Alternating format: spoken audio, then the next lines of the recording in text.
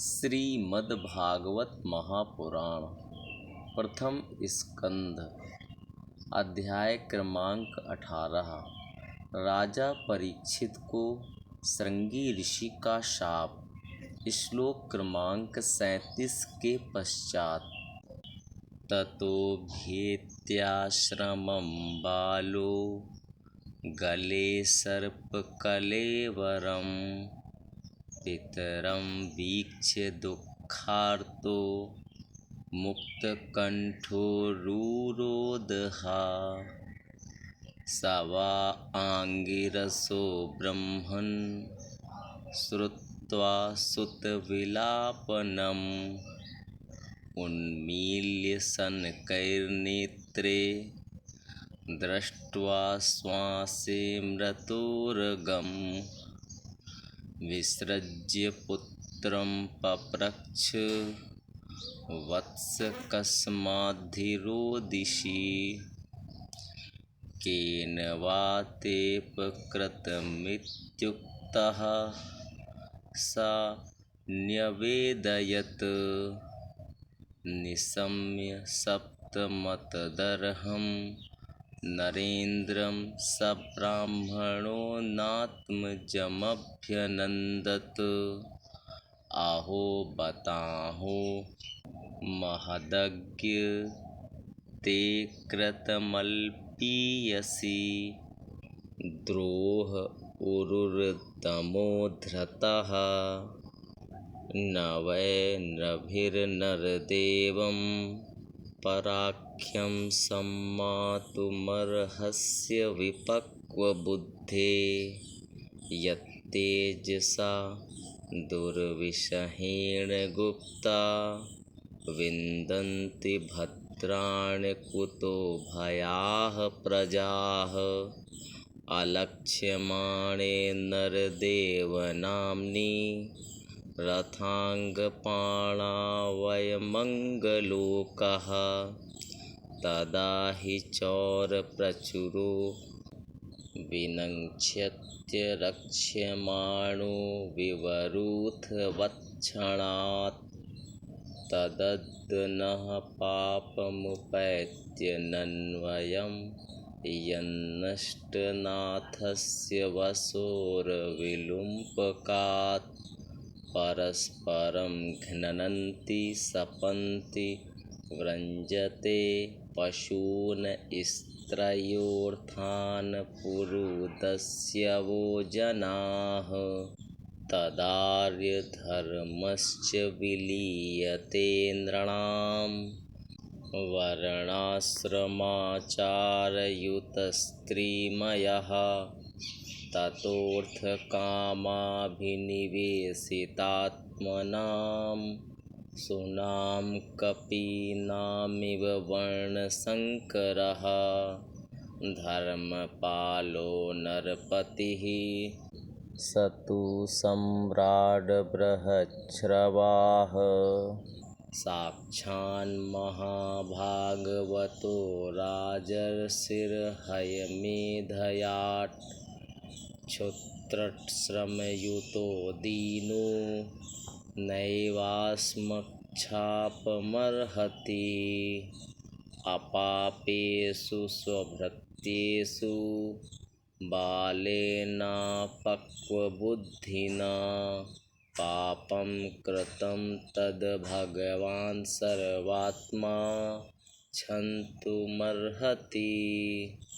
तिरस्कृता विप्रलब्धाः सप्ताः क्षिप्ता हता अपि नास्य तत्प्रतिकुर्वन्ति तद्भक्ताः प्रभवोऽपि इति पुत्रकृताघेन सोऽनुतप्तो महामुनिः।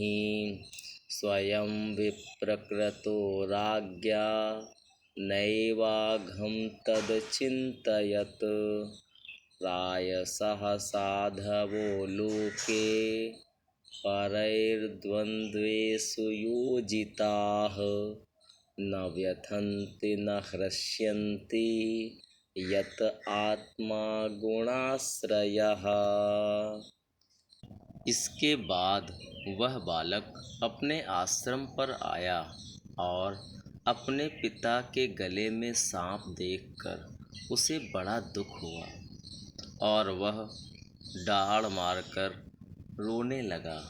विप्रवर शौनक जी, समीक मुनि ने अपने पुत्र का रोना चिल्लाना सुनकर धीरे धीरे अपनी आँखें खोली और देखा कि उनके गले में एक मरा सांप पड़ा है।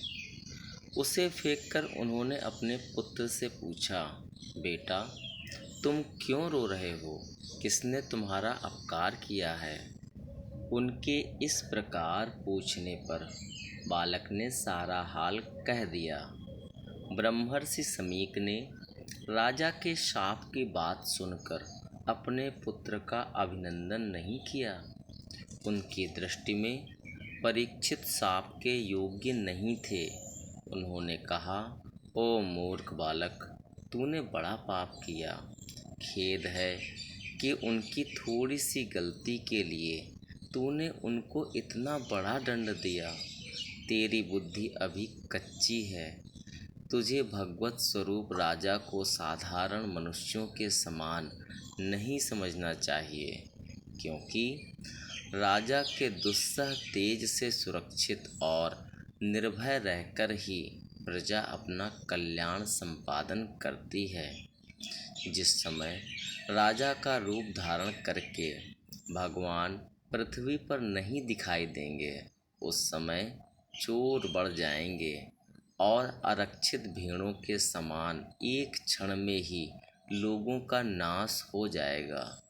राजा के नष्ट हो जाने पर धन आदि चुराने वाले चोर जो पाप करेंगे, उसके साथ हमारा कोई संबंध न होने पर भी वह हम पर भी लागू होगा, क्योंकि राजा के न रहने पर लुटेरे बढ़ जाते हैं और वे आपस में मारपीट गाली गलौज करते हैं। साथ ही पशु, स्त्री और धन संपत्ति भी लूट लेते हैं। उस समय मनुष्यों का वर्णाश्रमाचार युक्त वैदिक आर्य धर्म लुप्त हो जाता है। अर्थ, लोभ और काम वासना के विवश होकर लोग कुत्तों और बंदरों के समान वर्ण संकर हो जाते हैं। सम्राट परीक्षित तो बड़े ही यशस्वी और धर्म धुरंधर हैं। उन्होंने बहुत से अश्वमेध यज्ञ किए हैं और वे भगवान के परम प्यारे भक्त हैं। वे ही राजर्षि भूख प्यास से व्याकुल होकर हमारे आश्रम पर आए थे। वे शाप के योग्य कदापि नहीं हैं। इस नासमझ बालक ने हमारे निष्पाप सेवक राजा का अपराध किया है। सर्वात्मा भगवान कृपा करके इसे क्षमा करें। भगवान के भक्तों में भी बदला लेने की शक्ति होती है, परंतु वे दूसरों के द्वारा किए हुए अपमान, धोखेबाजी, गाली गलौज, आक्षेप और मारपीट का कोई बदला नहीं लेते। महामुनि शमीक को पुत्र के अपराध पर बड़ा पश्चाताप हुआ। राजा परीक्षित ने जो उनका अपमान किया था, उस पर तो उन्होंने ध्यान ही नहीं दिया। महात्माओं का स्वभाव ही ऐसा होता है कि जगत में जब दूसरे लोग उन्हें सुख दुखादि द्वंद्वों में डाल देते हैं, तब भी वे प्रायः हर्षित या व्यथित नहीं होते, क्योंकि आत्मा का स्वरूप तो गुणों से सर्वथा परे है। इति श्रीमद्भागवते महापुराणे पारमहंस्यां संहितायां प्रथम स्कंधे विप्रशापोपलम्भनं नामाष्टदशोऽध्यायः।